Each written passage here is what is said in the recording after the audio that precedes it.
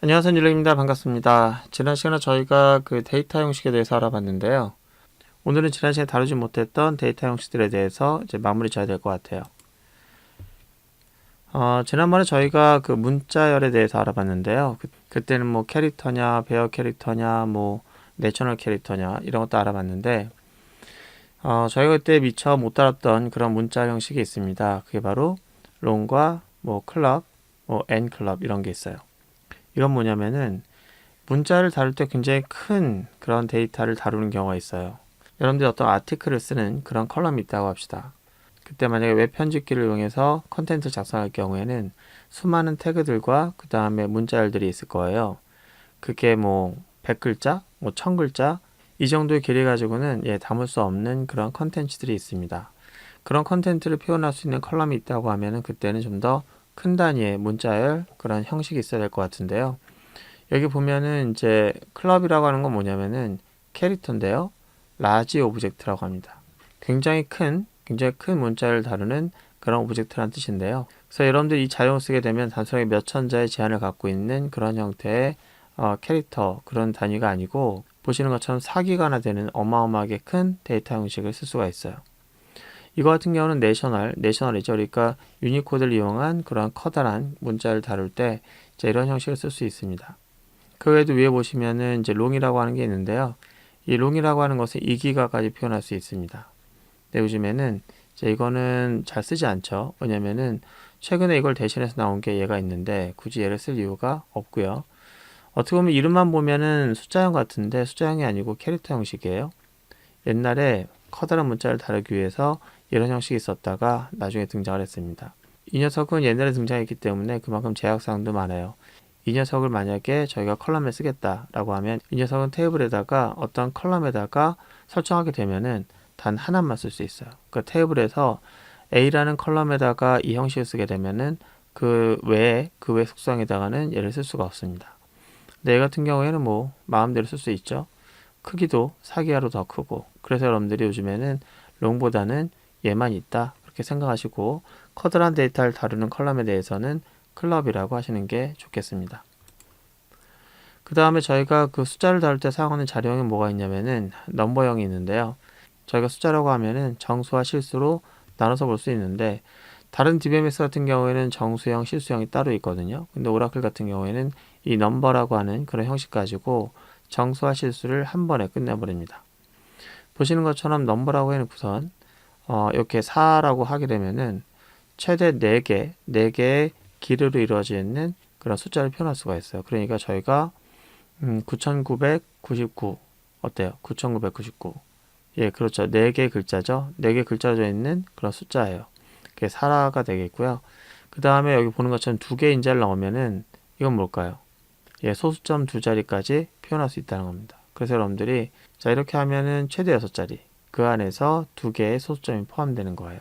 자, 특이한 점은 여기 두 번째 들어가는 녀석이 양수만 들어가는 게 아니라 음수 들어간다는 겁니다.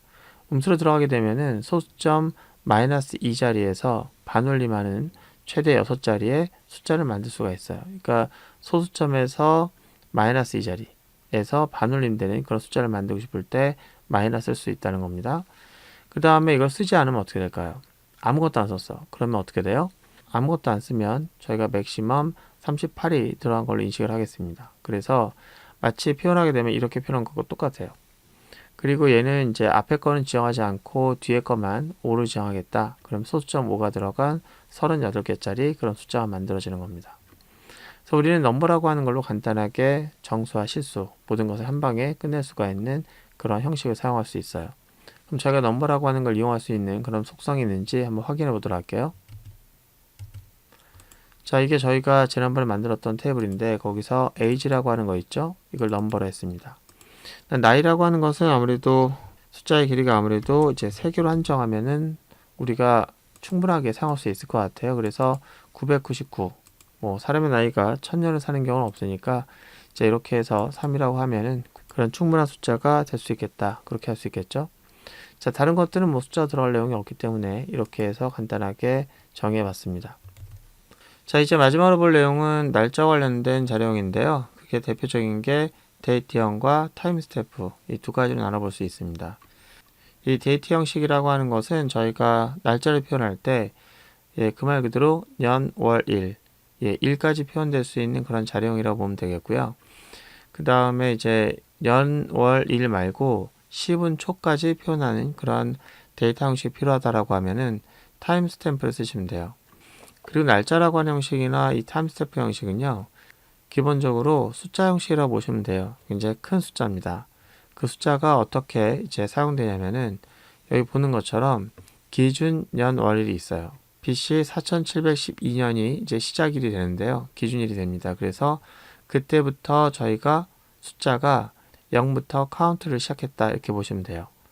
그 예를 들어서 저희가 만약에 이제 밀리세컨드 단위로 숫자를 증가시키는데 만약에 2000이라는 숫자가 날짜다라고 말하면 그건 뭐냐면은 4712년 1월 1일 0시 0분 0초를 시작으로 2000이라고 하는 밀리세컨드가 지난 거예요. 그러니까 2000이라고 하는 녀석의 그 숫자를 가지고 얘 날짜다라고 하면은 이 시간을 기준으로 해서 2초가 지난 거예요. 2초.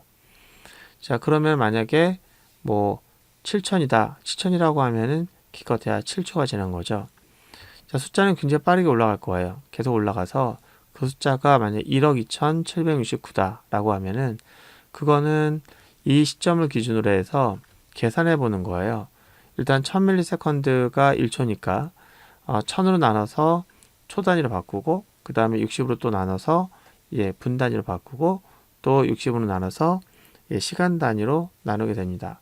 뭐 이렇게 해서 계속 나누다 보면은 년, 월, 일을 저희가 뽑아낼 수 있거든요. 그렇게 해서 뽑아내는 그런 것을 저희가 어떻게 표현할 것인가 라고 하는 것에 대한 문제가 남게 되는데요. 그것은 지역화라고 해서 나라마다 그것을 표현하는 방법이 다를 거예요. 여기 보시면은 그 지역 정보를 나타내고 있는 환경 변수가 있는데 그 지역 변수에 따라서 이 표현되는 그런 형태의 문자열이 다르게 표현됩니다. 이 녀석은 숫자인데 이제 저희가 쿼리를 통해서 얻어내는 결과는 이렇게 문자열 형태로 나타나요. 그 형태는 지역 정보가 어디냐에 따라서 달라질 수 있습니다. 일단 그건 나중에 좀 다시 확인해 보도록 하고요. 여러분들 만약 그 지역 정보가 어떻게 표현되고 있는지 알고 싶다고 하면은 이 구문을 실행해 보시면은 이 파라미터의 값을 확인해 볼 수 있을 거예요. 일단 지금은 저희가 날짜를 표현할 때는 데이트형이 있고 그 다음에 10분 초까지 표현할 때는 타임 스탬프가 있다. 그렇게 생각하시면 될 것 같습니다. 이렇게 해서 우리가 지난 시간에 이어서 오늘까지 문자열형, 그 다음에 커다란 문자열형, 그리고 숫자를 다루는 자료형, 그 다음에 날짜를 다루는 자료형 이렇게 알아봤습니다. 자, 이것을 기반으로 해서 저희가 다음 시간에는 테이블을 좀 준비하고요. 테이블 수정하는 방법도 좀 더 알아보고 그 다음부터는 실제적인 예제를 좀 다뤄보는 시간을 갖도록 하겠습니다. 오늘 고생 많으셨고요. 다음 시간에 뵙도록 하겠습니다.